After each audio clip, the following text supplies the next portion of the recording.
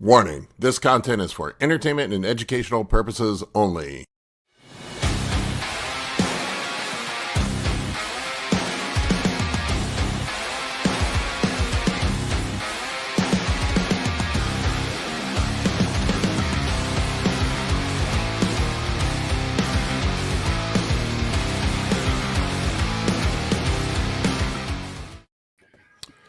What's up, everybody? Good morning. What's going on? Hello, everyone. Nothing much besides having a infected finger. Sucks, man. How's it Yeah. Cutting it off soon? I don't know, dude. It looks fucking brutal now. This has been one of the most incredibly frustrating medical experiences I've ever had in my life. I've been to the doctor 4 times in the last 6 days, and everybody just keeps blowing me off. Like, oh, well, just nobody wants to mess with it or sample. Look at this shit. Hey, Jesus. Yeah, you see that? Oh, wow. Yeah. That got that escalated quick, huh? Yeah, I mean, I knew it was bad. I'm a dude that doesn't go to the doctor. Trust me. I have to be pretty much like a limb has to be falling off before I go to the doctor. I walked around with, Colin knows, I walked around for 3 or 4 months with a ruptured ACL, still doing squats. So, Wow. you know, I'm not I a sent guy you that, to the doctor, though.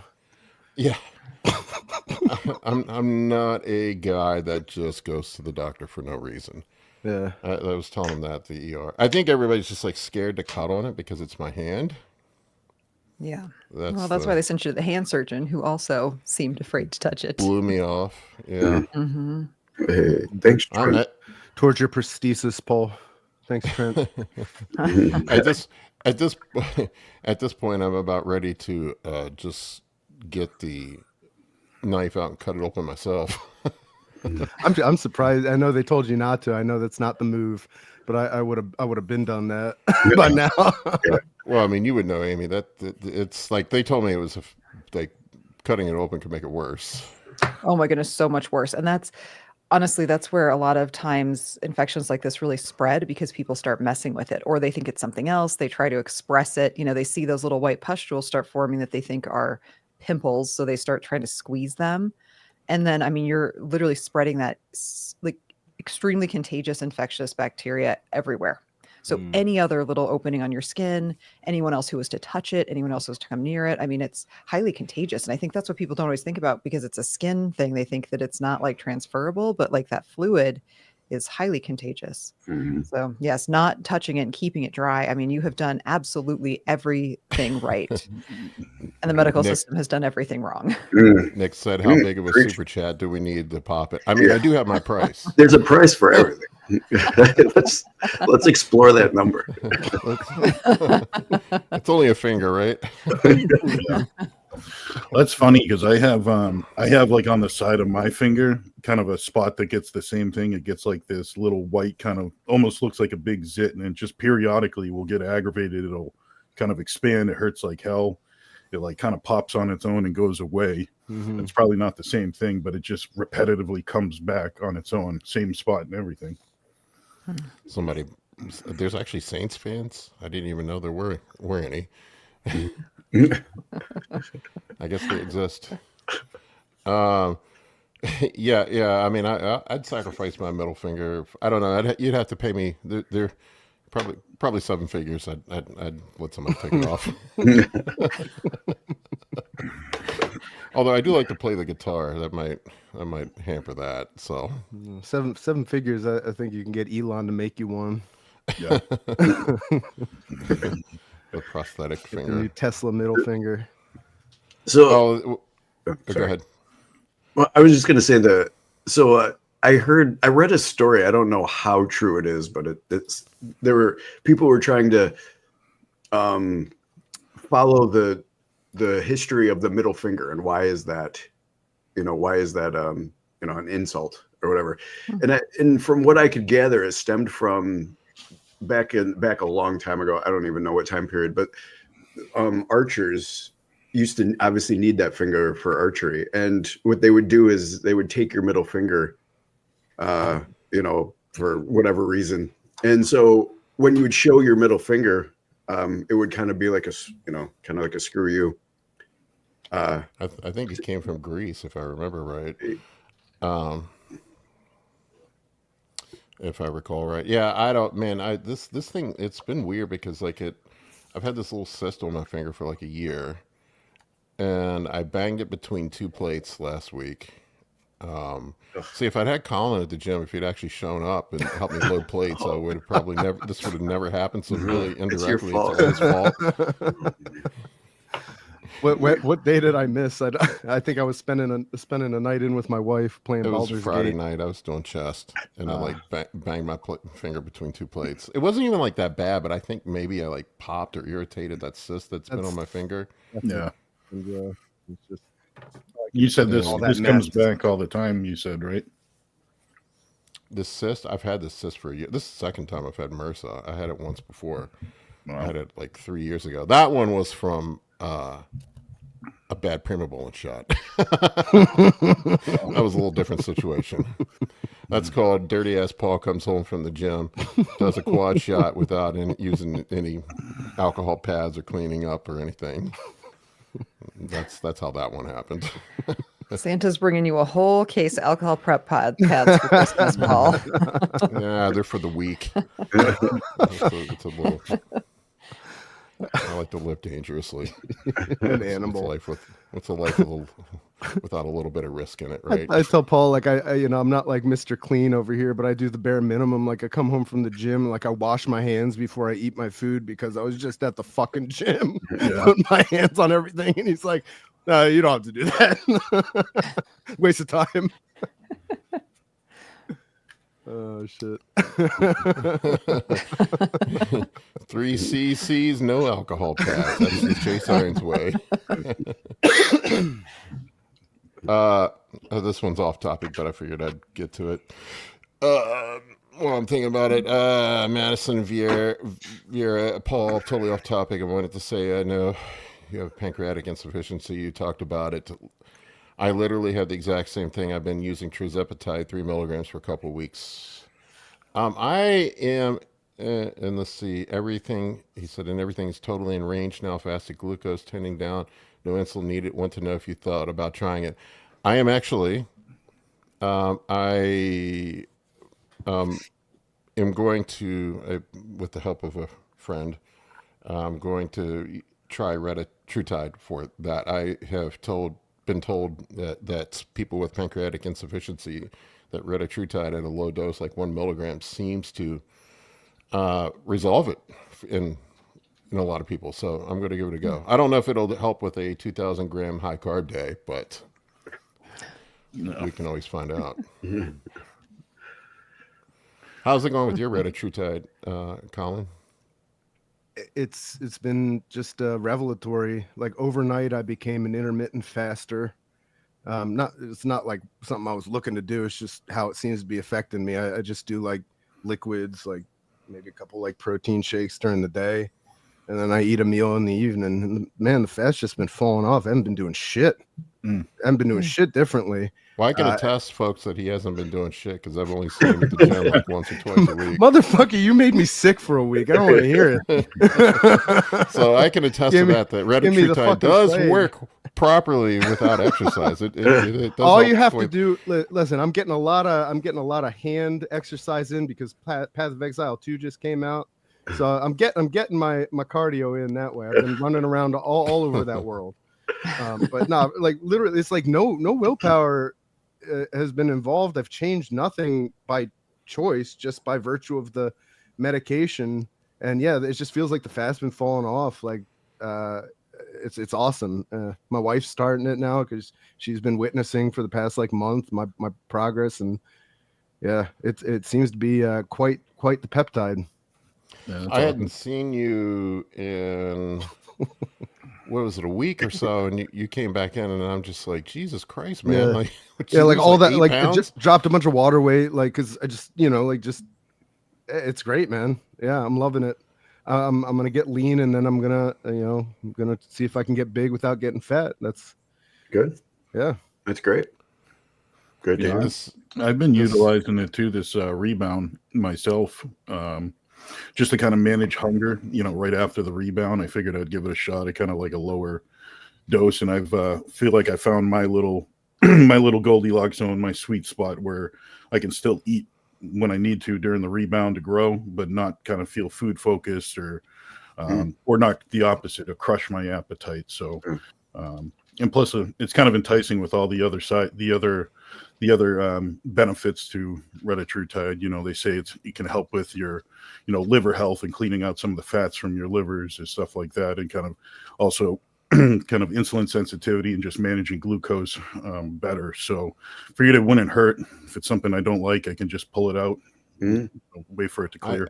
You're That's fair. checking pics, Dave. Like you are getting leaner at the same weight. You've blown up and gotten leaner. Yeah.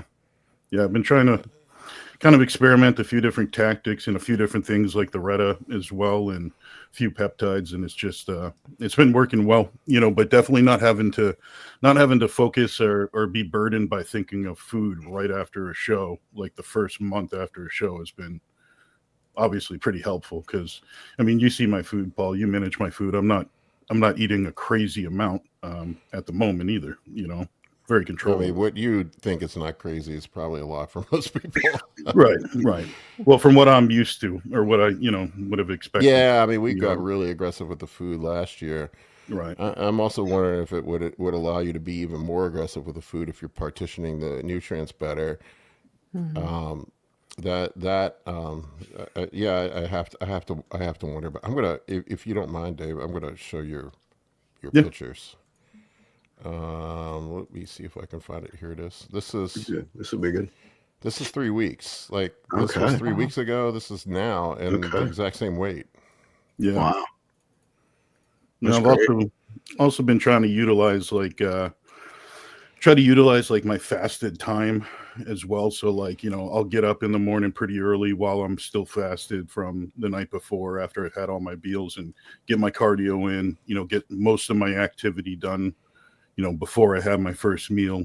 And then by the time I start eating, I pretty much chill out and allow myself to uptake those nutrients, get good training, and just try to do that day by day. So I'm kind of not all over the place. I kind of look at it like if in a month's time you can gain some muscle and burn some fat, but at different stages of the month, if you kind of condense it down, I don't see why you can't try to do it in a day's time. Kind of like how Milos looks at it. That's great. Yeah. That's great. Yeah, Well done. I was really impressed with that picture this Yeah. morning when I looked at that. Yeah, it was crazy. That's whatever is going on right now seems to be clicking. I always like when people do check-ins with me, they get antsy when things are going perfect. Not that you're not one of these, Dave, but guys are like, any changes? And I'm like, bro, if things are going perfectly, Yeah.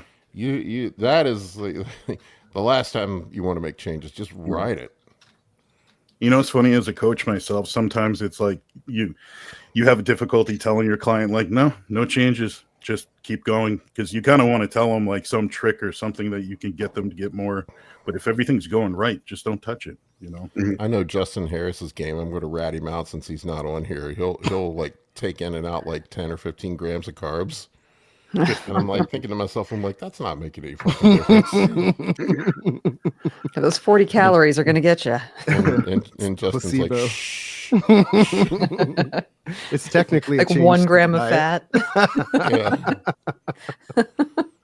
There is, that is another thing you got to manage when you're coaching people is The people. the psychology. You Yeah. know, like a lot of times some people struggle. One of the things I like to do is, well, like Dave just did it for himself, but I'll take a look back in older pictures, like especially when I can sense like people are getting a little antsy or frustrated, and I'll do a before and after and show them where they've come from. And I think that helps a lot with the psychology, because anybody that does this knows that it's very, very, very mundane. It's like in the progress, it's almost impossible to see from week to week. Like you can't really tell differences from week to week. Right. Maybe with the exception of like the end of contest prep or that rebound phase, that's going to be the most rapid changes that you're going to see. But the rest of the year, the other 40 weeks outside of those 12 weeks, the changes are not going to be that big of a deal. A lot of people get really frustrated in the first half of contest prep. I'll see that like the first 8 weeks, 9 weeks of contest prep, they're like losing weight. They don't look any better. They Getting weaker in the gym. They're getting weaker in the gym. They're still soft, but they're smaller. Justin calls it the skinny fat phase. And you just got to get people past that. That's always a mindfuck for people too. Yeah. Off season too. Like sometimes I'm the opposite. Like I don't mind getting leaner. I don't like the feeling of getting fat in the off season. So sometimes I'm afraid to push. Yeah. Yeah, you might see like in a week's time a little water, bouncing up and down on somebody. Some people are a little sensitive to that, but yeah, you're right. You got to have really weekly changes are not super noticeable unless you aim in for something.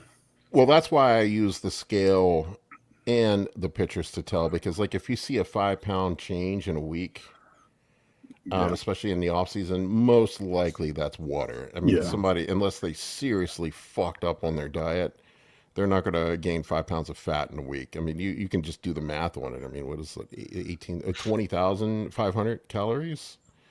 I mean, somewhere around 20,000 calories. I mean, We need to get Joel on to see what his weight 75. Yeah, you're right. fluctuates like when he does his big That meals. would be interesting to see. That would be super interesting. I don't know how he does it. It's crazy. Especially because a lot of them are high sodium. Yeah. Oh, they all are fried. I mean, be cool to see like a graph over a month. He's probably having tens of thousands of grams of sodium. There is some condition where people can't like feel their stomach or so. I was just reading about it, and I thought Joel must have that. Like, because I read about it not too long ago. I can't even remember what it was. It had something to do with people can't feel their stomach, the contents. There's like a condition. He's got to have that. The amount that pressure receptors are off. I mean, I think you can train that. I mean, you can kind of see that based on how people become morbidly obese. I love that he wears the rubber gloves so he keeps the grease off his hands.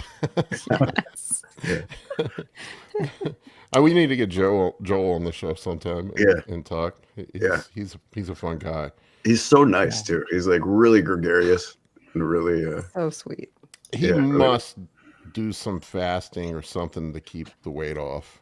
It's crazy. Or to get ready. I don't know. Well, after he was in Denver a couple of months ago, like right after the Olympia, he and I met up for coffee. And then on his social media, he posted that like the best donuts he'd ever had in his life were at this place in Denver. And my assistant went there, I think on Friday, and she confirmed, I said, if this guy says that these are the best donuts he's ever had, like you should listen. And she said they were incredibly delicious. Well, the professional food eater would know.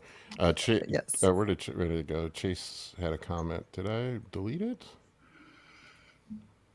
There was a Chase comment here. It went away. He was asked if we saw his video with donuts for 10K. I have not seen that. I'll have to check it out. Some other people talking about Retatrutide. I'm at 4 milligrams a week of Reta, 1.3 milligrams every other day. I don't want to increase anymore. In fact, I titrate down and stop 30 days to recreate sensitivity. Yeah, it seems like most people settle in at that 2 to 4 milligrams. I think just like a proactive, the guy that I was talking to about the pancreatic insufficiency said 1 milligram a week definitely made some major improvements. It was wild. You talked earlier, Dave, about the fatty liver. It was 80% of the people in the study after, I think it was a year, that had fatty infiltration into the liver. It was 100% resolved. Wow. And one of my clients, he was using it, and his visceral fat went down on a DEXA scan, went down to 0. That's crazy. I've never seen 0 on visceral fat before. Yeah. On a DEXA scan. Wow. That was a first. They say too, so some of those, from what I understand, some of the lower dosing protocols, doing that microdosing of just not one bolus dose is going to give you some of those ancillary effects better and less negative side effects that because you're not looking to crush your appetite, Paul. You're basically looking to kind of Yeah. I mean, it would make sense. I mean, it's the same thing with gear, with how you dose right. gear. I would think, I believe it, if I recall correctly, when I did all the research on it for the video, I think it has a 7 or 8 day half-life, somewhere around there. Yeah. So once a week for therapeutic use, and they just can't get people to take shots more. People don't want to take shots more. That's what that boils down to. But yeah, I would probably break it down into smaller shots. I mean, I've been doing one, but every 6 days. I do 2 a week. 2 a week. Yeah, I think that's Sundays and Wednesdays, whatever works for me. Yeah. Yeah, I started at 1.5, and then I got up to 2.5 milligrams. And again, every 6 day schedule. And that seems to be I notice I don't need more than that until I get adapted to it. But also the nice thing is I'll probably pull that back when food needs to go up and I need that hunger. We'll reverse that kind of and then find like a therapeutic spot and just experiment, It's fairly easy to do because it doesn't stick around too long, so you can make those changes as needed. Right. I've already noticed my glucose my fasted glucose is improved. I always have great fasted glucose. I'm pretty lucky. I check my sugar all the time, but it's been getting better and better. I'm waking up and being 78 to like 85 range, which is pretty good for me, I feel. We need the Retatrutide OG on here, Chase. He's the one that started all this. Yeah, he's in the comments. I'm guessing that means he's on baby duty. Yeah, he's on baby duty today. Yeah, that's where I'm learning it all from. I'm just curious to see how it affects I don't really care about it I stay lean, and I definitely don't need appetite suppression. I already struggle with eating as is. Just start real low, start at like 0.5 milligram or something. But I am curious to see how it affects my, although I haven't needed insulin lately. It's probably because I'm just not eating a lot. My pancreatic insufficiency is weird. Like sometimes I need insulin, sometimes I don't. It seems to come and go. I don't know. And I would, I was thinking about it too, because Kurt brought this up, that what is he called? It's exocrine pancreatic insufficiency. I think he brought up that he was talking about that might be why I have digestive problems sometimes too, because of I'm not making appropriate amounts of digestive enzymes. I mean, that would make sense. That's, you need those pancreatic enzymes for digestion. Right. Yeah. Yeah, that was, I remember I had I don't know if there's any relation to it, but they did a MRI of my pancreas. I don't know, it was like 6-7 years ago, and I had these granulomas all over it. They said that it happens sometimes, but it was just weird. My body grows shit, which means I'm probably going to die of cancer at some point. But no, stop. I'm actually planning on having a massive heart attack. That's why I take steroids. with a donut before in the his cancer hand. gets me. Yeah. Go quick and holding the bucket of KFC. quick and easy in my sleep. That's how I want to do it. Well, Paul, some of the exciting things as you look into some of these things like the Reta too is like if you're able to just improve a lot of your metabolic processes, not just use it as like a glucose disposal agent like a GDA, but actually improving the system itself, that's going to just have so many downstream health positive effects. A lot of issues we have as humans in bodybuilders come from poor metabolic health anyhow. I mean it seems to, well, in theory, if you combined it with SLU, which is going to increase mitochondrial function, the Retatrutide also affects glucagon. It's like with me, like with the pancreatic insufficiency, if it increases pancreatic function, that could. Chase was talking about how he's had better digestion. I heard him talk about, and I'm curious if that has to do with the increased pancreatic function. Good. Yeah. Because he was talking about maybe his gut biome, but I don't see how it would affect your gut biome in any way. And maybe it's that you just are making digestive enzymes like you would have in your 20s. Or I could eat a bucket of nails when I was in my 20s and be fine. Now now I even It look at the changes. wrong. Yeah, if I eat a Caesar salad now, it's going to be asplosion in, in 30 Well, minutes. for full disclosure, too, when I started the Reta, I had already been kind of looking into like the MOTC and the SLU PP as well. So I paired those all together, trying to get better mitochondrial function. And then I just wanted to use the Reta for like an appetite. And now I'm starting to find out that this is kind of all working a little bit better together. So and then when you look at my practice of trying to utilize my fasted windows for potential fat burning windows throughout the day, and then utilizing good uptake of glucose, so when I am eating, I'm sucking in all those nutrients. I think that's what's getting me to kind of somewhat get leaner as I grow throughout this whole process too, or at least not put on fat very easily by any means. There was a couple other things I wanted to talk about too, not to get off on the Retatrutide tangent, but there's a lot of shit that happened this week. Steve got banned on YouTube and unbanned in a couple days. There was that happened. I think he said a couple things about a certain certain organization that regulates PEDs in the games that upset some people, I would guess, is why he got banned. But he's back up and running now. That really pissed me off this week. Yeah. That free speech is under attack on social media. It's always under attack. And we have aliens over New Jersey. There's that too. Yeah. Not just Jersey, all over the fucking world.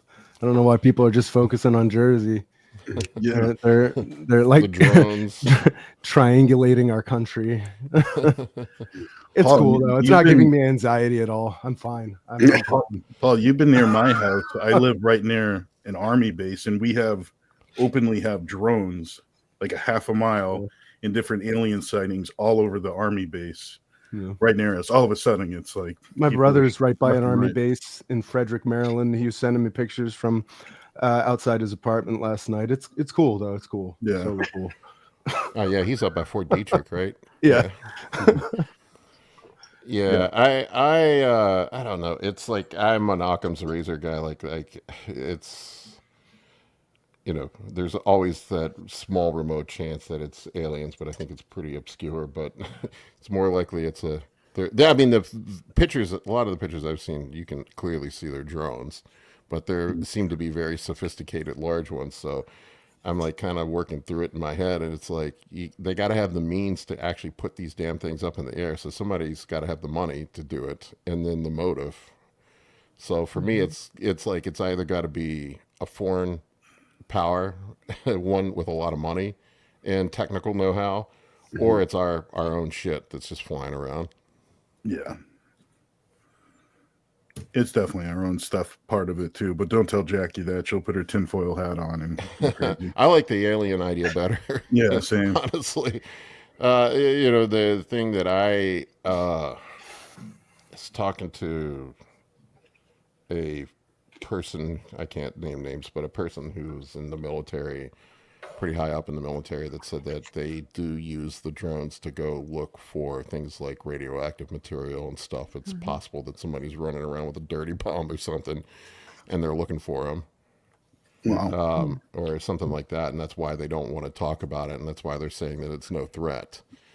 That's a possibility. Or it's China, and we can't stop what they're doing, and they don't want to admit it. But I did like the White House's response to it the other day. It was like, hey, there's nothing going on. It's all in it's mass hysteria, figment of your imagination, where people are literally posting thousands of pictures of these things on social media.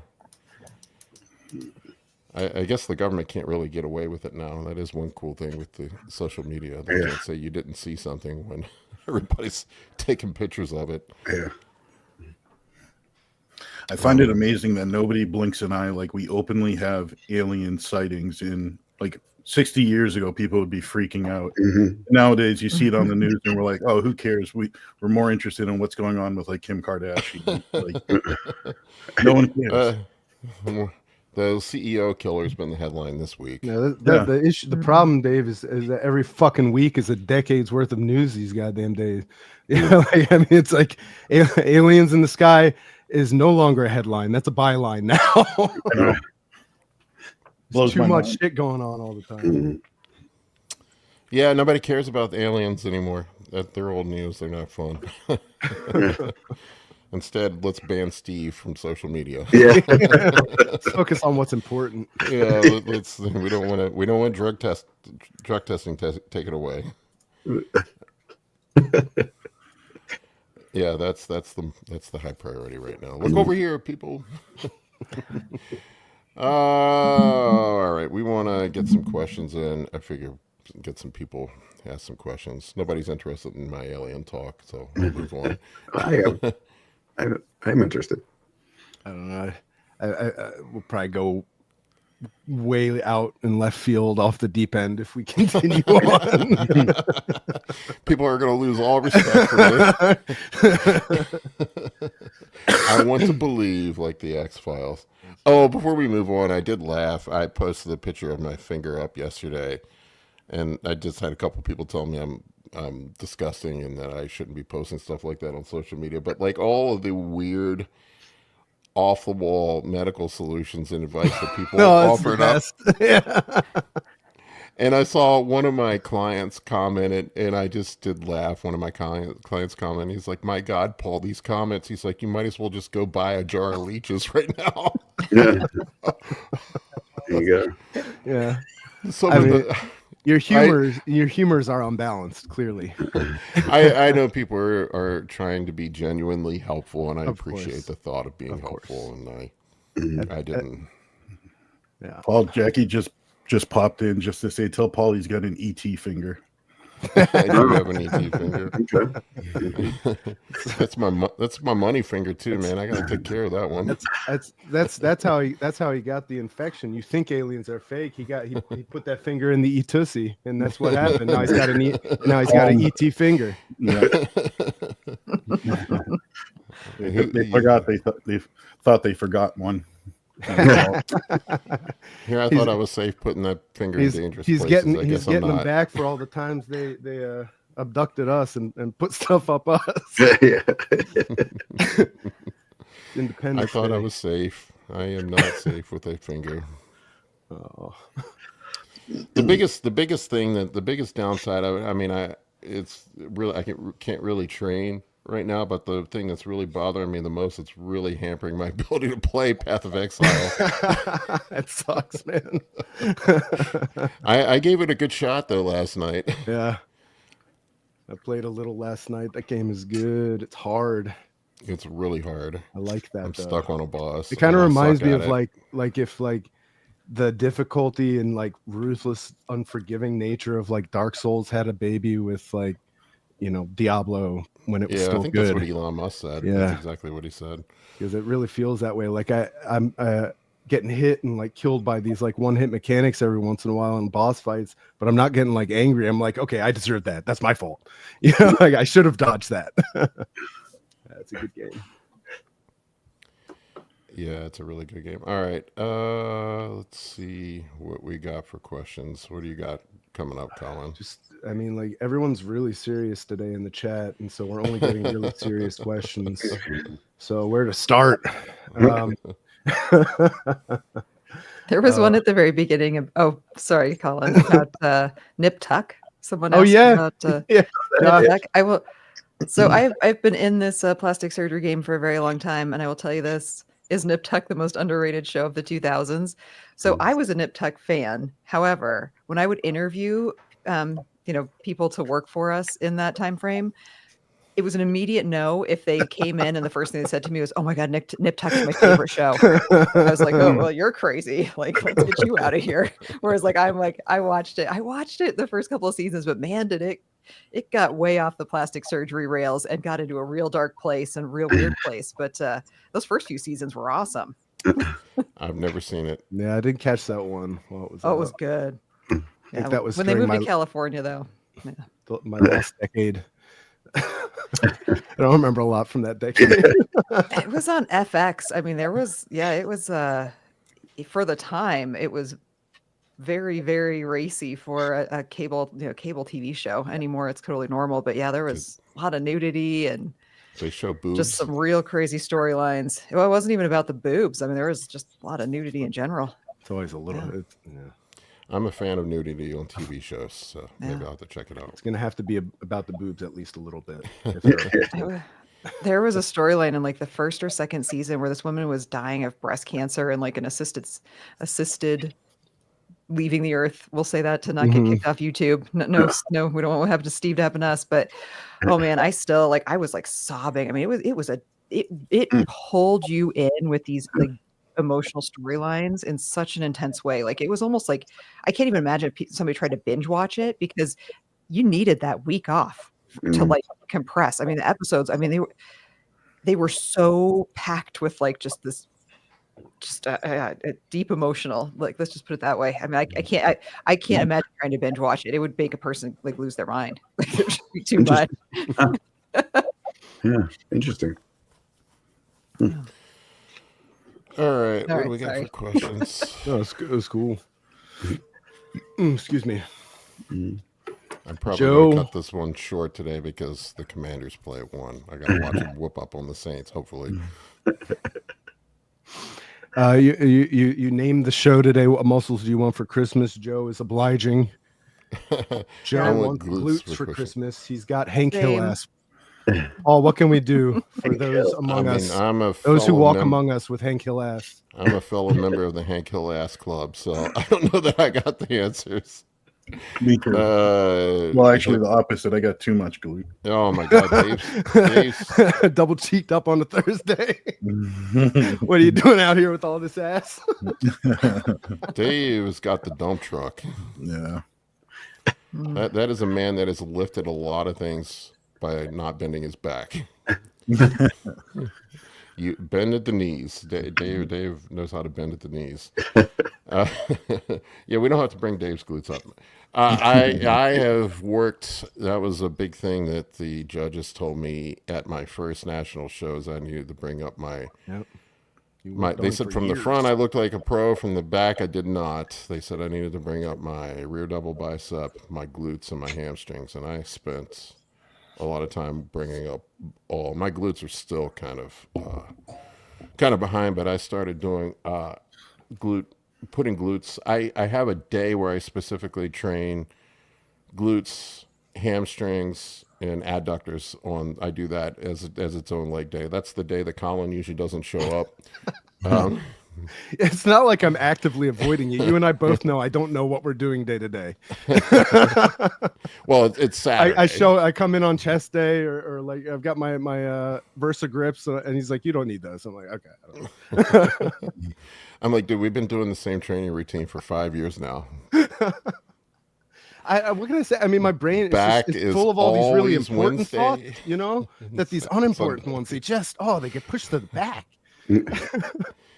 Yeah, you know, it always perplexes me how like people train legs in just one workout. Like there's a shit ton of muscles in your legs. Like you've got your adductors, your quads, the quads are 4 different muscles all in there. So calves, hamstrings, glutes, adductors. I mean, it's just like, so I split it up. I do quads and calves on a day, and I'll just do a little bit of light hamstring training just to get warmed up before I do my quads.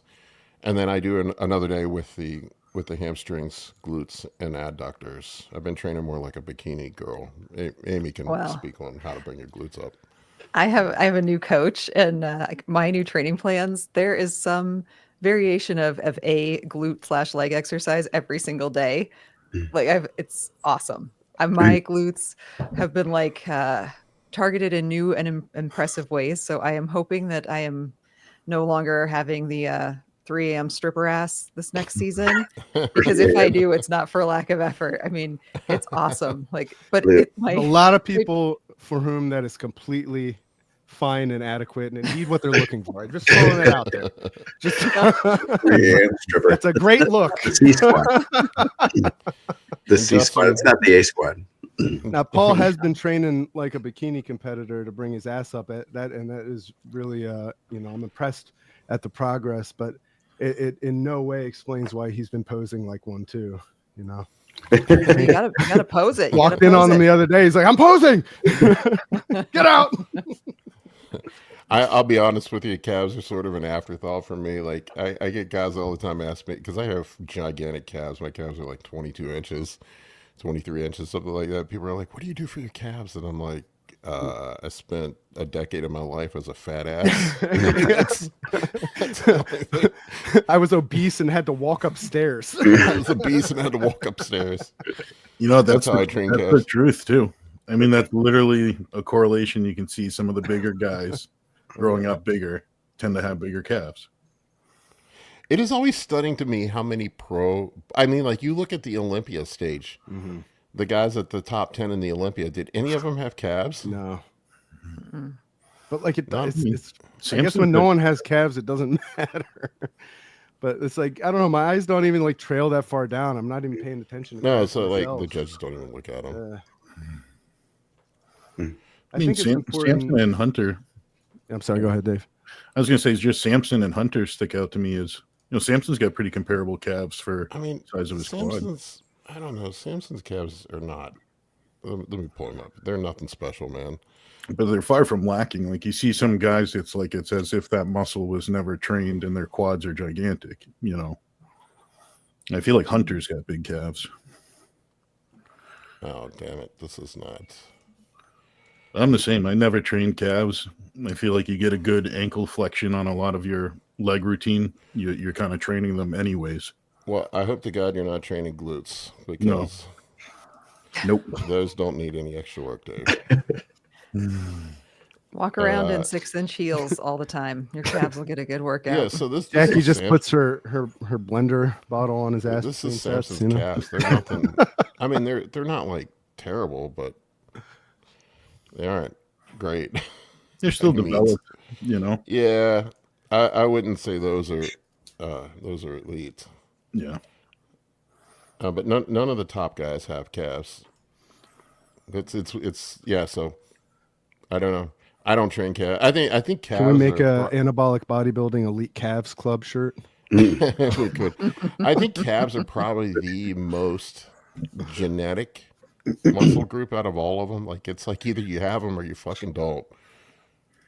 Yeah. Who's it? Hottie. I think Hottie Chupin had really small calves. And it's funny because people don't even notice it. Because he's So just for Joe's question, what all exercises do you do for your glutes? We have this Jim Lecco glute adduction machine that I use. There's the glute kick machine that you and I use. I think that one is that Atlantis? Yeah, I think so. I think that's Atlantis. It's like a donkey kick. Yeah, it's like a donkey kick. I have recently added in hip thrusts. I've started doing those. I really have a hard time activating my glutes on hip thrusts. I just do not feel them. Belt squat. Didn't we do that once? Well, that's more for like adductor work. Yeah, but even we do a sumo style squat on the adductor day, which you do feel your glutes. I was going to say I felt really that wide, almost like a yeah. duck. Turn your toes way out, either a goblet squat or a belt squat. That way, and I do feel that in my my adductors and glutes, but primarily just the Jim Lecco machine.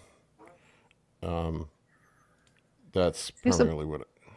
Kendall Thompson's suggesting that people do powerlifter movements to grow their tush, which I suppose. Let's see that same power lifter at like a sub 10% body fat and see if they still have that ass. Because I tell you what, when you get really lean, you think you have a butt and then it's gone. And it's gone. Yeah. I guess that's a good Disappearing. point. Yeah. That's when you find out how much of it's actual muscle tissue and how much of it is body fats. Yeah, just stored energy. Something that might help Paul on your hip thrusters is to put a booty band around your knees. Like that really helps if you're not feeling that glute I'm isolation. all about the booty band. The booty band around your knees, and like it kind of keeps your knees tracked in a very specific plane if you push out against it, and really allows for like a deeper glute activation. Oh, back on the calf thing. Here's Hottie's calves. I remember some dude arguing with me about how hot he had great calves. I'm like, what the fuck are you looking at, man? There's no calves. Oh, No calves, oh, none. something. I mean, they're tiny. And that does really show the genetics there, because there's really those little two heads of the gastroc are just itty bitties. Yeah. Yeah, you have that really high insertion. I got one. Quentin Beastwood. He's got calves. Oh yeah, he does. Yeah. About the glutes though, like it's funny. Like a lot of the girls that we coach, we tend to see them initially doing like their hip thrust super heavy and super fast and super explosive, which is great. It's a good movement, and a lot of them really master that to a point, but they're missing out on the fact of like slowing down the movement with a lower rate weight, higher rep in squeeze. That's one of those muscles, kind of like that you need to get a good build of blood in squeeze, kind of like a bicep. You're not always going heavy training a bicep, but you're emphasizing a big squeeze at the top, pushing all the blood into there, and then retracting as well. So I mean, if you're serious about building your glutes, relook at your training first. You have to have a proper stimulus to get them to grow. That's good advice. Always good advice. I come from a long line of men with no asses. Everybody in my family has we call it the Barnett tiny butt. Tiny butt. My daughter. That's the only thing I miss from my pre-competition days was I felt like I had a really good butt. Like, it was impressive. It like filled out jeans. It was awesome. Just need more cookies, Amy. That'll fix that problem. It does. It needs a lot more cookies. Feed that ass cookies. That's my bulking plan. We're staying with Amy at the Arnold, so I have a feeling we might get some cookies, Paul. Oh, there will be cookies. So I've been talking with the host, who's so sweet. And I told her, I'm like, it's a beautiful oven. I've asked about some of the other kitchen supplies that are available. She knows that my plan is to spend like an entire day baking cookies. So yes, Amy's checking a lot the of kitchen cookies. supplies. Yep. All right, we got another Can you question. send me a picture of your oven? That's dirty talk. We don't do the that. kitchen world. We don't do Do that. you have a Of your- mixer? Send me a picture of your oven. I'm gonna need to see all 6 burners. Somebody's asking me if I'm still running EQ. No, I dropped it, man. I made it about 7 weeks into it. It wasn't even fully peaked yet, but I just my estrogen was just fucking nuked. Absolutely nuked, like single digits nuked. Somebody else asked about if you're still doing D-ball. Are you, and is it going well? Is it still going well? Yeah, I ran it for 2 weeks and then got this finger infection. I can't train now. So there's no reason to take Dbol with a blown up finger. I felt immediately better. I didn't get my blood panels done, but I could tell that my estrogen was back in range. Yeah, I'm sure you noticed it. And my nipples didn't start growing, so I already have one fucked up nipple. I don't need. They didn't start pointing to true north. No, they past 50, they go south. They don't go north. Like they go different ways, like a dowsing rod. Wherever Paul, the water is. Paul, did you have any strategy on dosing the D-ball, or did you just go to like a 20? 25 is what I was running. Nothing crazy. Gotcha. It's funny because I really had to eat my words. I really debated making the video about me taking D-ball because I have shit all over D-ball so many times. That's what made it great content, though. You get everyone license to comment on your video. I told you so. I figured it would make for some engagement. Yeah, absolutely. Well, it also shows that you're willing to look at other points of view and willing to learn and willing to pick up. And I think that's actually it makes me think, okay, at least you're not stuck in some, narrow-minded. You've said this before and you always, stick with that. I mean, we know there's always exceptions. And I mean, there's plenty of people that love D-ball. I mean, here's my thing. And from working with clients and I've been doing this off and on for 30 years. And I used a lot of D-ball when I was younger. If you are at a higher body fat percentage if you're somebody who is a heavy estrogen converter, if you're somebody who struggles with blood pressure, acne, or gyno, you do not want to take Dbol. Yeah. It is like the Yeah. absolute worst for estrogen conversion, for gyno, for flaring up acne, bloat, water retention. I think if you're super lean, Mhm. it can be very helpful. You look at the guys like back from the 80s that talked about loving it so much. You only hear about the dudes that were successful with it. You don't Yeah. hear about the guy that grew boobies Yeah. because he didn't make it. But like the guys, all the guys that talk about it, like Arnold, all those dudes, they were never fat. They were all very lean. Yeah. Yeah. There's definitely a context. Like I said, it was my second best-selling oral. And, you know, when you read throughout the forums, like it was one of the most popular steroids in history for a reason. A lot of people really liked it. Now there is a context, like just like you said, Paul, like I've seen guys who were able to take just like Sustanon and Dbol and look like they're ready to step on stage because they're lean, they have veins in their abs. Yeah. And you see other guys blow up like they have a water hose shoved up their ass. Right. So Yeah. it's just context, it's genetics, it's the person, but there certainly are millions and millions of people who absolutely love Dbol. I used to have people go try other things and always come back to Dbol because they're like, I just love this stuff. It just makes me feel and look the way I want to look. So it's really just context. I will say this, it did, and I'd forgotten about that part of it, and having not run it for shit, it'd been almost 25 years since the last time I used Dbol. I forgot about the euphoria that you get from it. Like it just makes you feel like Sense of you're well-being. yeah, like you're on top of the world, man. Like you could go, even at 25 milligrams, like it just made me feel good. Yeah, I'm actually like getting off of probation here pretty soon, and as soon as I'm off, I'm going to I'm gonna try some. I've been wanting to do it again. I haven't done it in a long time, but I'm gonna try a small dose of it again just to see, just so I can remember how it felt. I used to love it. Ryan, what would, if Paul had come to you, you know, as a client, what would have been your first route, though, keeping in mind, you know, his progress, not wanting to interrupt the bodybuilder's kind of progress if he had crushed his estrogen? Would you ever use the Dbol route, or do you have kind of something else you prefer? Yeah, like you mean as a client for my Someone clinic? came to you, yeah, for your clinic. If Paul had come to Yeah, you. I actually give guys estrogen. So like we could give him estrogen pills or injectable estradiol. We don't have, you know, we can't. There's one pharmacy, the same one who right now offers Primobolan, is looking to offer methandrostenolone, which is Dbol, as well. So I wouldn't be able to give him Dbol, like prescribe him Dbol right now, but or have my providers prescribe him Dbol. But I have a few men that we give estradiol because they have really low aromatization, whether it's a genetic predisposition for low aromatase enzymes, or what I've seen before from people is if you have crushed your estradiol in the past, like this seems to be what happened to you, Paul. If you've crushed it before, it's almost like the transcription factors for the aromatase enzyme seem to stall, because sometimes for some people when they crush their estradiol, it's hard for them to get it back. You can't get your estradiol back because the aromatase enzymes seem to just not be produced properly.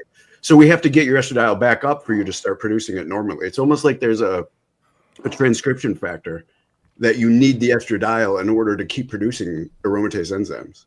I think I put the pieces of the puzzle together. What happened to me?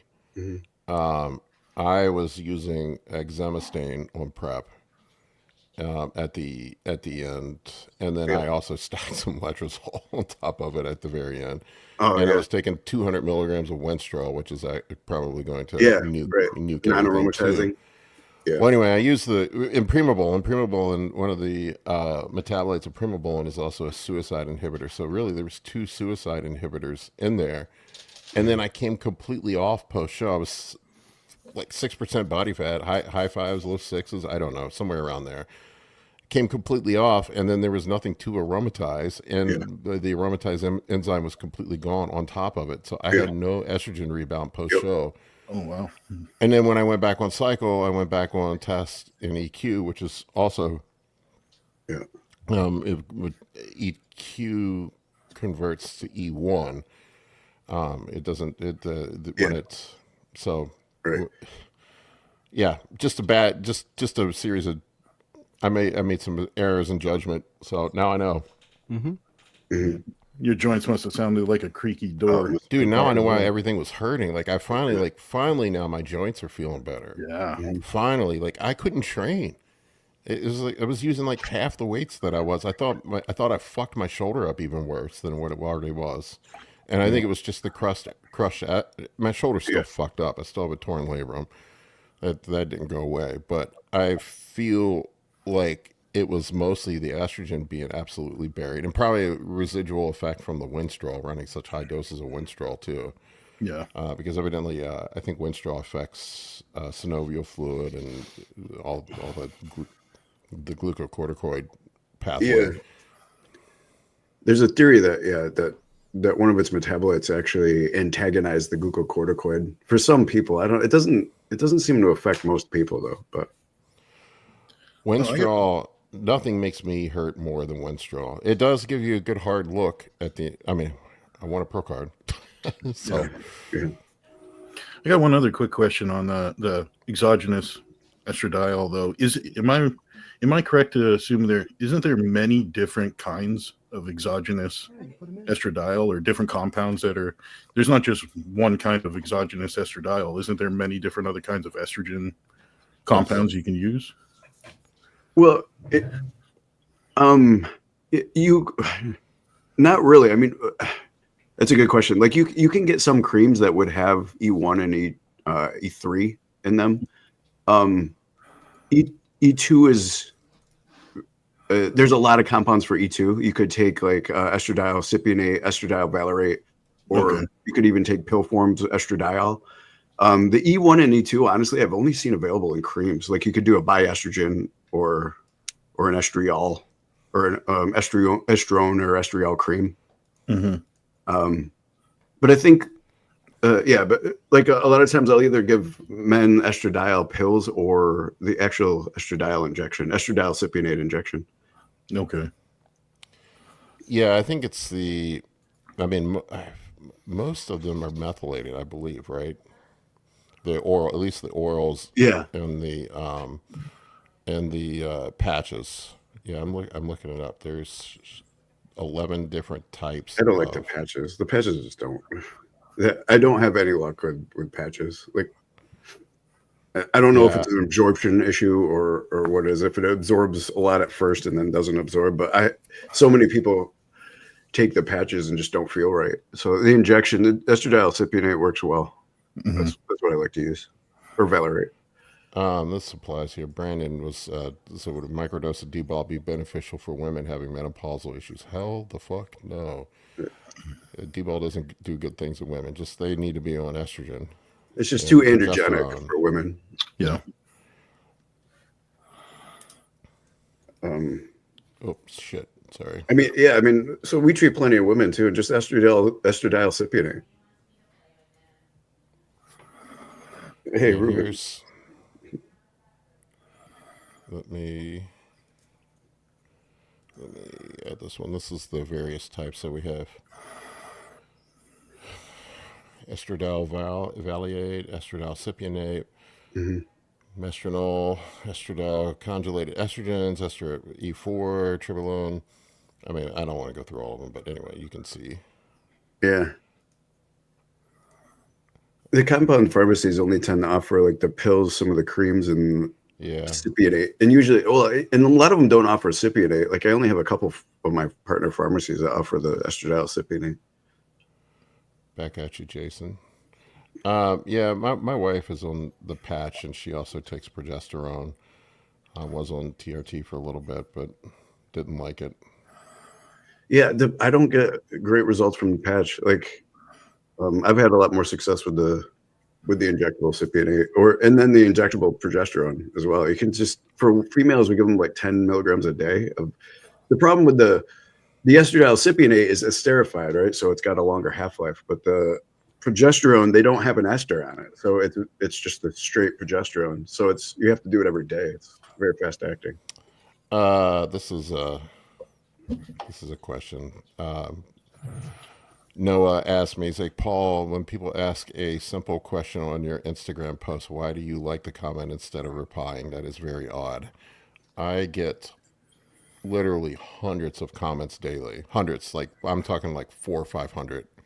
Sometimes, some days, it just depends. And I get anywhere between 50 to 70 DMs a day. I also have a guy that manages my Instagram as well. Part of working the algorithm to help get your stuff up in the algorithm is going through and commenting on a few posts and liking all of the posts. That's something that you need to do as part of your routine when you're on social media. I just simply do not have time to go through and reply to everything. I will say this, quick sales pitch.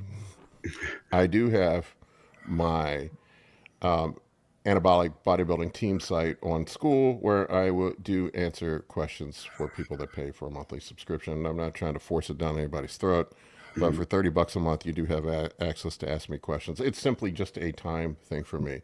I have people that pay for my time with consults and stuff, and I do try to answer a few questions here and there. We do this as well, where we try to contribute back, but it's just really a time thing.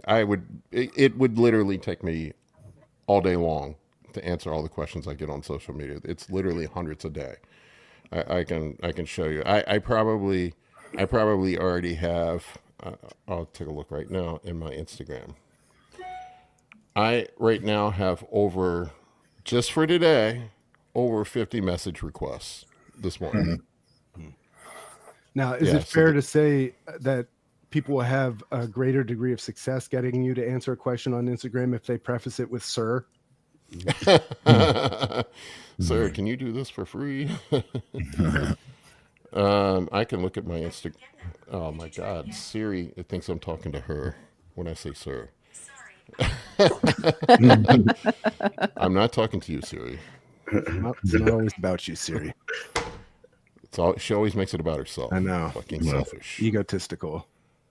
Yeah, member site's a good option, to be honest. I mean, really, that's the only thing I can do is I just put that together. So, and to be honest with you, I pay somebody to manage it. And, I have 50 or 60 or so paying members on there. And by the time I pay the guy to manage it and pay the fees to host the damn thing, I end up making like $30 a day off, $50 a day off the site. It's not like a big money generator. I just did it because so people could have some further access to things. Yeah, I'm sure all your questions can be answered on all the educational videos you have up there somewhere. I mean, I put a ton of shit out for free. Yeah. But anyway, it's not meant as a disrespect, Noah. It's just simply a time thing. I do not have time to answer everybody's questions the only people I respond to on social media are really good questions and the people that are assholes. No, don't set that precedent. You have to be an asshole. I always got to, so you need to be an asshole if you want to get a response. Don't set that precedent. You'll probably get blocked afterwards, though. Yep. That's the risk you take when you're an asshole. Do you take payments in McDoubles? I mean, we could probably work something out.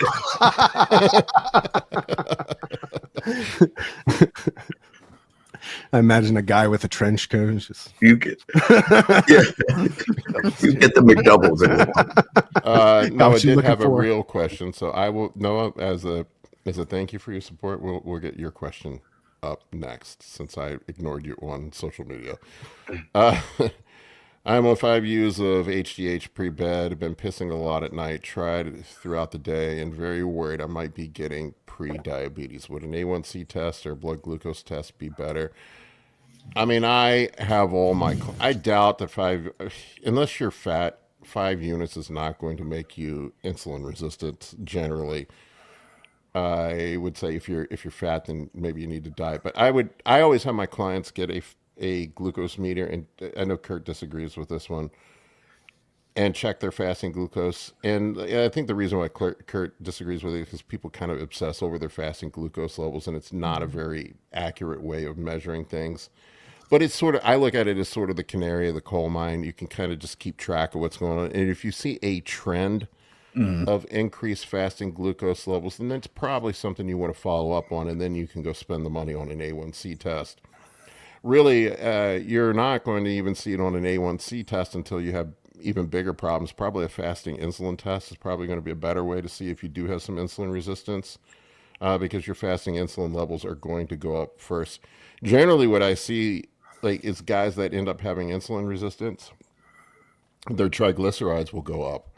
You'll see their triglycerides go up. It's because your body is starting to just convert all that glucose into lipids through the liver. Like you're metabolically unhealthy. But generally, I would say most people are pretty safe on 5 units of HGH. Hell, I've been up as high as 18 and I haven't seen any issues. I very rarely see people with insulin resistance unless they're fat.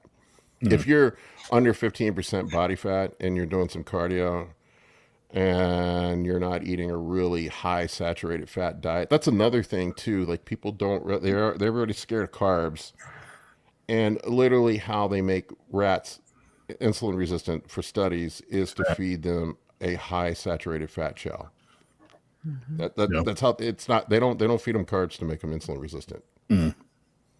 The fastest way to make a lab rat insulin resistant is a high fat diet. So just something to keep in mind. Yeah, if you want to be super accurate, it's all three you mentioned, like trends of your blood glucose levels, have like a good routine to check it, you know, same time, same hydration, whatever it is, you know, A1C, and then your insulin levels. Yeah, fasting insulin is really it's really probably the most accurate way to see if you do have or in the early stages of insulin resistance or have some other problem going on. Yeah, because you could have good glucose levels and good A1C scores, but if you have high insulin levels, that's a red flag as well. All right, next question. I'm sorry, I was just throwing up another bit from Noah there. We talked a ton about that last week. There were a lot of questions about overall fat intake on the diet. So Noah, go back and listen to last week's live stream, because it's a balance of what your total calorie intake is. There isn't just one set of fat, because it's going to be based on the broader context of your entire diet. Yeah, good point. Sorry, Colin. Oh no, that's all good. You weren't here last week to know that we covered it a lot. Like there were numerous questions and Kurt talked a lot about, kind of what's your goal? Is it just body composition? So the fat intake is going to vary based on your goals and your overall dietary intake in general. All right, let's grab another question here. Yeah, no, I'd say no. You're probably pretty safe. I would. You're more than likely getting up to pee at night because of just drinking a lot. I mean, every bodybuilder's peeing a lot at night. Your prostate might be a little inflamed. You might be drinking too much water. Wasn't switching to light salt, like getting more potassium, help with that too potentially? It can, but if you got a high protein diet, gives you diuresis as well. Do you know of any bodybuilder that doesn't get up to pee at least twice at night? This is part. It is uncomfortable and probably not great for you getting big.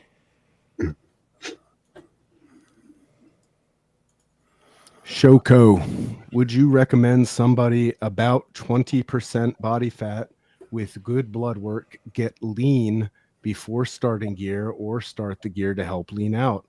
I want to get 6-pack lean and then build muscle. I mean, I'm always on the side of always start gear. There's never a bad time. This is shocking. Shocking coming from you, Paul Barnett. I talk about it all the time. So the kind of the medical community led us to believe, decades ago, that if you're overweight, then your hormones are going to lower. So get lean first before you start hormones. And we've found it to be absolutely the opposite, that people are actually overweight because their hormones are low. So I give a lot of overweight people hormones first. They 100% of the time lose fat and get healthier. Start the hormones. That will help you get lean. There's many different metabolic pathways that will help you get lean. So just start hormones. It's like we're all trying to get to work, why walk when you can take the bus? You know what I'm saying? Yeah, but gear or no gear, it's not, you're going to require the work too. Don't forget that's not what you're missing most of the time. if their We got, goals are we got some male model in the chat saying hello. Hi, Joel. Nice up, to Joel? see you. Joel's What's ears up, were Joel? burning. He knew we were Joe, talking. we need Yeah. you on to talk about how you can Yeah. eat all this damn food, man. Yeah. I need to get you on next week. Yeah, for sure. That would be awesome.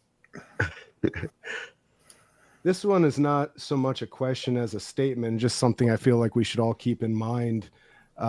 Marty says, Paul, it's awesome you even have a training partner, because all of his is quit. So, you know, maybe your training partner doesn't always show up on time, but at least you have a training partner. It's something to keep in mind. I think that's a very good point. I Marty. won't. Yeah. I won't lie. Colin's the only one that's actually stuck through it. We've had various people tag in at times, and then they fade away. dip out. Yeah. I'll never forget that kid we put through a leg workout. I forgot about that. It was a long time ago. Yeah, guy was like, I want to, you know, I think I want to be a pro bodybuilder. And I'm like, all right, let's do it. We went through a leg workout, and I never saw him back at the gym ever Doesn't want to again. be a pro bodybuilder anymore. No. Never came back. And I don't really feel like I train legs that hard. I don't know. It's just, you know, jumping into it from zero though is kind of a Well, he didn't. Oh come yeah, back we anyway. definitely. Marissa just said to me, she's like, "You need to have Joel on before holiday dinners. That's perfect timing." Yeah, Joel can give us some tips on smashing holiday dinners. Yeah. And how to eat dinner at two different family members' house in the same day. No, I have that problem. I have multiple dinners lined up, so I can't do a Joel. He can help me with the bulking tips. All right, Joel, we're going to take you up on it next week. You're on the show. Yeah. All right, what do we got next? Well, we got Dave here. What's your Retatrutide dose? Asks Donnie. Yeah, so I started, so my first dose, I took Chase's advice and kind of stayed on the lower end and started at a 1.5 milligram. I went, didn't notice any appetite suppression from that. Then within 1 week's time, I went up to 2 and then quickly got up to that 2.5. And I've been there for the past 2 weeks. And that seemed to be, I'm getting the results. And that's every 6 days I've been dosing. So I kind of plan to stay there. And then hopefully if again, the goal plan is if I get food, if I need to push food up and I need my appetite, we pull that back or whatnot to more of a therapeutic spot. And that's 1 bolus dose per week. Cool. Let's see what else we got. I feel like this doesn't get talked about enough. Marv, phallus growth protocol. What have we got for Marv to help him out? 18 units of GH and hang a 25-pound dumbbell from it. Yeah, you got to start practicing Qigong. That is not medical advice, by the way, Marv. Hey, now that Steve's back on, he's got a protocol for that, believe it or not. I do believe that, actually. Knowing Steve. I used to use Jägermeister. Jägermeister will make your dick big.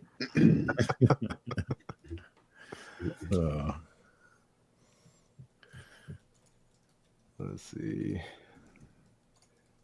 Another Shoko. What is the best gear for wear and tear healing and recovery from years of lifting? His shoulders are beat up and he's got herniated discs. Well, definitely not Winstraw and maxing out the AIs. I learned that the hard way. Bar for collagen synthesis. Yeah. Nandrolone, of course. Yeah. Nandrolone, if your PP works. I'll take a stiff shoulder over a broken PP any day. Just if I have to choose between the two, I don't know. It depends, man. Stiff shoulder, broken PP, broken shoulder, stiff PP. Most people do not get broken PPs, so that's not a common problem with Nandrolone. Pre-pro card, I probably would have taken the broken PP. But post-pro card, it's not working. Because I'm not going to win the Olympia, so it's like, where am I going from here? So, functional PP, no panic attacks. Realistically, too, it's worth mentioning. Don't look for one compound to fix ultimately an injury or wear and tear too. You know, also don't be afraid to look back and how did I get myself in this position? Is it poor training quality? Is it poor form? Under rested, you know, poor recovery? But there are things that can definitely help you. I mean, Anavar and Nandrolone are good options, you know, for sure. If not, That's a really good point, Dave. Yeah, that's good advice. Yeah, really good Good advice. Maybe don't non-gear focus entirely options. on the substances you can take to help mitigate some of the damage that you've taken, but don't also neglect why you took the damage in the first place. Sure. You can make some changes that might prevent further wear and tear. That's a really good point, Dave. Mm-hmm. Yeah, because you're not using the gear as an off-label fixer for your, you know, it's just a secondary thing that happens with like Anavar and Nandrolone that you get as a perk to the healing process. So, yeah. One thing I will say, the biggest advice I can give people that have joint pain is stop lifting like a dumbass. That's usually the biggest problem I've seen. Is guys they can't make up their mind if they're a bodybuilder or a power lifter, and they're just heaving weights around and doing stuff that just makes no sense. And I am that dumbass. I've been that dumbass before, so I know firsthand. And this is what I tell everybody. My old training partner, a guy I used to work out with a long time ago before Colin and I even knew each other. He's a PhD exercise physiologist, and I told him, I'm like, hey, Mike, skull crushers make my elbows hurt really bad. He's like, I'm like, what can I do to fix this? And he goes, don't fucking do skull crushers. Is that PhD level wisdom? And I'm like, is that Mike Israel? No, Mike. Different Mike. Not him. Although I think Mike and I would get along well. I think so. Well, let's just say you got fat, you would look back and say, how did I get here? You know, unintentionally. So if you have an injury or a wear and tear that's built up over time, you might want to stop and say, well, how did I get to this problem first? You know, I will not what drug can I take or fat burner to not be fat or fix the wear and tear, you know? Yeah. And that's something that you're forced as an older bodybuilder. This is really something that's been something I've really had to figure out the last like 5 years. Is like, how can I continue to progress with being a beat up older bodybuilder, like with the various deficiencies that I have? And you have to work, like, it's not just training, but like you have to figure out like how to work around dietary restrictions because of stomach issues and beat up joints, and you have to be more intelligent with everything that you do. And I wish I'd had that mentality when I was younger. I will say this, and this always gets people butthurt, is that the guys that do heavy balls to the wall hit style bodybuilding training, they never last, man. I rarely do I see anybody doing that past 40. Now I train that way. I trained that way for a long fucking time, and I love training that way. I really do miss training heavy, going to failure, doing forced reps, all that crazy insane shit. But it comes with a price. And you know, and who knows? Maybe I wouldn't be where I'm at if I hadn't done that. I don't know, but I do see that most guys that are advanced bodybuilders, you see it all the time on social media. I posted videos of Nick Walker. I actually did a video about it this week, and it got a lot of people upset. Well, most advanced bodybuilders don't train that way. They just don't. But you don't last. You're not gonna. You get to a point where, like, I mean, how far are you going to keep progressing? What do you? I mean, are you going to do 495 pounds on a front shoulder or military press and keep your shoulders intact? It's not. It's just not going to happen. So you have to be smarter about how you train as you get more advanced. And I think a lot of times, like, those aches and pains are not necessarily a hormonal or issue or deficiency somewhere. Maybe just rethink about how you train. Long story short. Yeah. All right. End rant. That one always gets me. It's I know there's a lot of truth in that. I think when you're young, especially young men, like, we want to get after it. We want to like risk hurting ourselves in pursuit of lifting more weight, getting stronger, getting bigger. Doesn't matter, you know. But like Paul says, that that bill comes due. And unfortunately, I think it's the double-edged sword. Like, you can't tell a young man, you can't impose that wisdom that you earn when you're older on the young man who just has the fire in his belly, you know? And so, like, maybe that is part of it, you know, maybe like you got to have that passion to become great, but eventually you also have to get wise. Yeah. Yeah, and sometimes you can do a small tweak. Like when it comes to like wear and tear, Jackie is a good example of, she always had a build up issue and wear and tear of like tightness in her neck. And we correlated it down to just her vertical press or overhead press, and just changing from the higher weight to higher rep, but also instead of being completely vertical in a captain's chair to just that one tick back was all that it took to target the muscle, not only better, but safer. And that problem went away, and we didn't have to remove a lift that she loved. Importantly enough, though, the key factor there is Jackie's willingness to be adaptable, try something new, right? A lot of people just get so set in their ways, like, this is how I lift, this is how I've always lifted, you know? Like, just be willing, be open. Like you were saying, sometimes it's just a simple correction of the movement patterns. Well, I was just going to say, pain can show your wisdom or it can show your stupidity. You can either, that's true. You know, so pick one of the. Like, I never considered with elbow pain. This is something like I don't know why this just never clicked with me, but like with elbow pain on doing tricep movements, most people are using fixed bar for tricep movements, and the plane of your elbow, how it tracks with the tendons. Yeah, you have this locked in where you have to flare. It doesn't allow your elbow to track properly. It's supposed to go like this, not torque with a load on it. And you end up fraying up and irritating those tendons over a long period of time. But just something as simple as using the ropes instead of the V-bar, which will allow each hand to travel independently so you can keep that elbow in alignment and track properly. So you're not placing additional stress and wear and tear on your tendons, just shit like that. I don't know. I didn't consider it when I was younger. I gotta put the whole fucking stack on the V-bar, do some fucking force reps, bro. That's how you get huge. That's why you see less people tear their pec on dumbbell pressing compared to a barbell press. Yeah. You know what I mean? Because they have a little bit more freedom of them. That's right. No, when was the last time you heard of somebody tearing a pec on a dumbbell press? Yeah, you could drop it before that fucking happens. Sure. I've heard of people blowing the rotator cuff out. Yeah, that's a spotting issue in my opinion. Well, maybe an ego / spotting issue, as the case may be. But there's seriously though, when have you ever heard of somebody tearing their pec on a dumbbell press? Yeah. Right. You hear people tearing pecs on barbell presses all the time because you're locked into that fixed plane of motion. And unfortunately, too, that's like the lift that like all the ego bros, lifting bros want to hear about. You know, what do you bench? Yeah. Oh yeah, what's the first thing any kid asks me? How much do you bench? How much do you bench? I haven't benched in 4 or 5 years.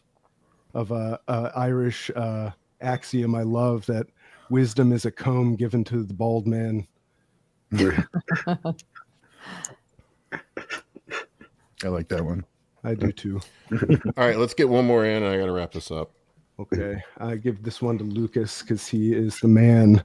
Hey squad, he's the man. Love Lucas. What you guys thoughts on Arnold lineup, and do you think AJ will do good with Derek? I mean, AJ does good with everybody. Yeah. I feel like Derek's got to have somebody he can connect with as a coach. Like, doesn't seem like a lone wolf, like where maybe Samson kind of can do things on his own a little bit more. You know, it seems like Derek needs a little bit of or he thrives having like someone like Hani around him. So if he looks up to AJ, where they connect very much, I could only imagine that AJ was coaching him. Yeah, that's what it seems like. I love AJ. He was like, he doesn't even coach me, man. And he was like reaching out to me on prep and, you know, sending me words of support and like asking how things were going. Like, he's just a solid human being. He's just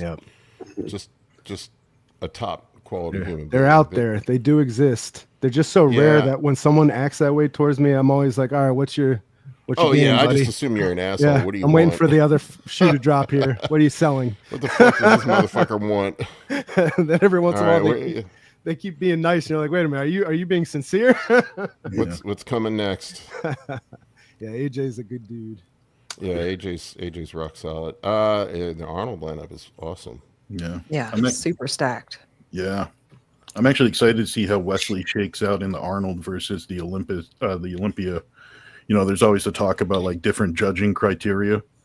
You know, so if you kind of stack him up against some of those other classic guys he just competed with at the Olympia, and he brings a comparable package, I wonder if you'll notice that judging's different possibly for a show to Arnold versus Olympia, but Maybe the only real competition, I mean, this is not fair to say, but the biggest competition I see in the lineup is Mike.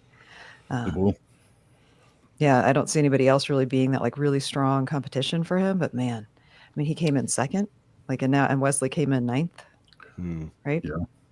So that would really show, like you were saying, Dave, if there is somewhat of a difference in judging criteria, because that was a huge gap between them. So if that was somehow reversed and they didn't look drastically different, that would be very telling. Yeah, he's All right, folks. definitely. Anything else? No. I didn't mean to cut you off, Dave. If you had something else to contribute. No, I was just going to say the other one. I think Michael Dbol is competing again as well. Like to see those three kind of stacked up. Yeah, Michael the thing Dbol, with him, Wesley. Mike, I've seen him in person. He's not the biggest guy. I think he's only gets on stage around like 195, something like that. But he gets absolutely out of his brains shredded. Yeah. It's always fun to see. If he's not like out of his brain shredded, I don't think he can beat some of the bigger guys. So that's his thing. Yeah. I mean, he is. When I saw him at the New York Pro, he was the most shredded human being I think I've ever seen in person. I mean, that level of conditioning that dude has is just mind blowing. He's impressive. Yeah, so very if he's much. going to compete, he's going to have to be. I mean, Wesley's 245 or 240. I think 240. He's the same height as me, so 242 is the cutoff. Or actually, he might be taller than me. I think he's just over 6'2". Yeah. Yeah, I think so he's got he's- like an inch on you, roughly. Yeah, so he would be 248 then. I think 248 is the cutoff Yeah. for the 6'3" class. Yeah, if he fills out his legs, I think that's what the only thing that was missing at the Olympia. He looked in good shape, good condition. He just looked flatter on the lower half. I heard him say, I thought maybe he had over dieted. That was what I had speculated, but he said that he never got below 3,500 calories on his prep. I think it was, he said. So I don't know what happened. Just sometimes the body just does weird shit, man. Yeah. He definitely didn't look as good as he did at the Arnold. And, you know, competing twice in a year like that is tough, even if you're a pro. Yeah. I know he's Yeah, got well, young kids and a bunch of other shit going on. Yeah, the pictures didn't really do it justice. I feel like I was disappointed. I mean, when you saw him in person, you know, of course, the stage pictures always look really good, but seeing him in person, you definitely saw like there was just a much different look than what he brought to the Arnold. Yeah, we saw him at the Arnold and then saw him there at the Olympia, and he just looked flatter and smaller at the Olympia than he did at the Arnold. I don't know, maybe he needed to be eating 4,000 calories. Yeah, he definitely lacked some pop and just some like some just that 3D effect was just not really there. Like you said, just kind of flat. I mean, he nailed it at the Arnold. He looked Yeah. fantastic. Oh, yeah. And Yeah. I'm excited. It's going to be fun. Yeah. all right, folks, we appreciate each and every one of you. Thank you for joining us. This was a fun one. Nobody wanted to talk about aliens, and I'm kind of sad. I just want to know how much GH they can take. They don't give a fuck about the potential alien invasion that's about to happen. But, you know, hey, as long as we got GH, Primo, and testosterone, who the fuck cares about the aliens, right? All right, guys. See all of you.